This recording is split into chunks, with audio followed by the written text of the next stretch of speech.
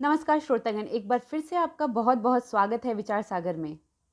अगर आपको हमारी बनाई हुई वीडियो अच्छी लगती है तो आप हमारी इस वीडियो को लाइक कर सकते हैं और हम मत भूलिए हमारे चैनल को सब्सक्राइब करना और नोटिफिकेशन बेल पर जरूर क्लिक कर लें, जिससे कि आने वाली सारी वीडियोस को नोटिफिकेशन आपको आसानी से मिल जाए।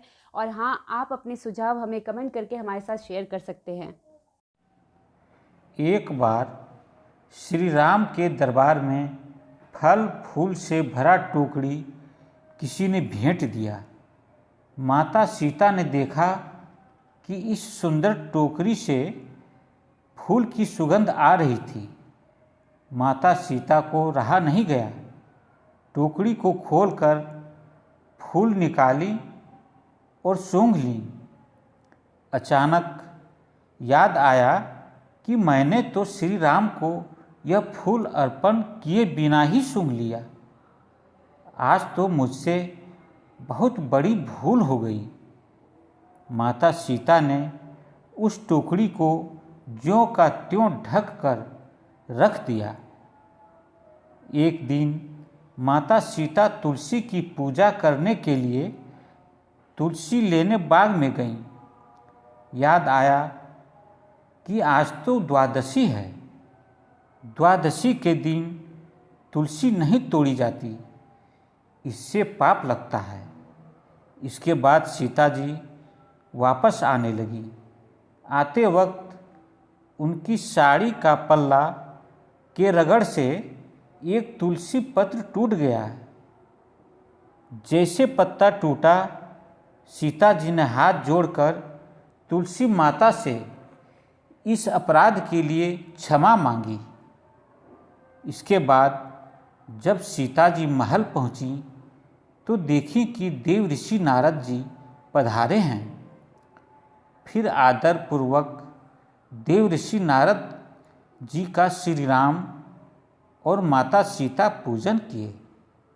कुछ समय पश्चात सीता जी ने ब्रह्म ऋषि नारद के लिए भोजन परोसने लगी।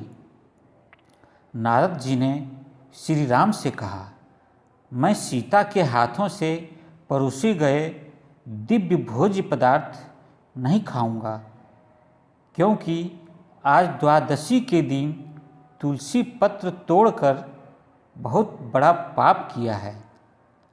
श्री राम ने कहा, हे मुनिवर, आप ही कोई उपाय बताएं जिससे सीता पाप से मुक्त और पवित्र हो जाएं। नारद जी ने कहा, सीता जी चाहें तो पतिव्रत के बल से तुलसी पत्र को फिर से जोड़ दें तो पल भर में पाप से मुक्त और पवित्र हो जाएंगी।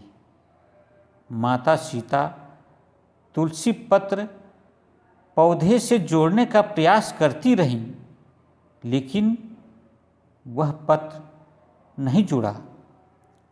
सभी विचार सागर में डुबकी लगाने लगे कि सीता जी के सतीत्व में संदेह नहीं।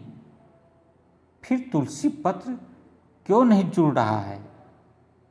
एक गंभीर सवाल सबके चेहरे पर स्पष्ट दिखाई देने लगा। सीता जी को चिंतित और दुखी देखकर देवऋषि नारद जी ध्यानस्थ हो गए। रहस्य जानकर देवऋषि नारद जी ने कहा, एक दिन आपने फूल राम जी के सूंघने से पहले ही आपने फूल सूंघ लिया था। पतिव्रता स्त्रियों को चाहिए कि पहले पति को अर्पण करें, इसके बाद स्वयं पुष्प का सुगंध लेना चाहिए।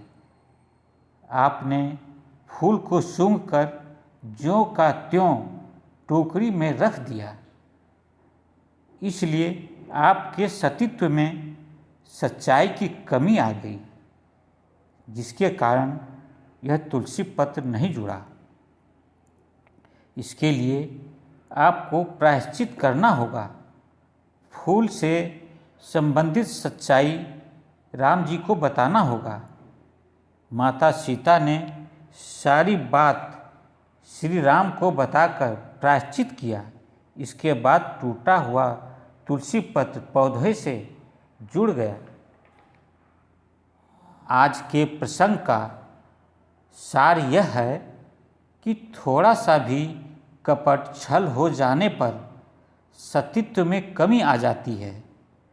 पतिव्रता नारी का सामर्थ्य बहुत अधिक होता है, क्योंकि पतिव्रता नारी अपनी इच्छा को पति के इच्छा में मिला देती है, अपने आप को समर्पित कर देती है।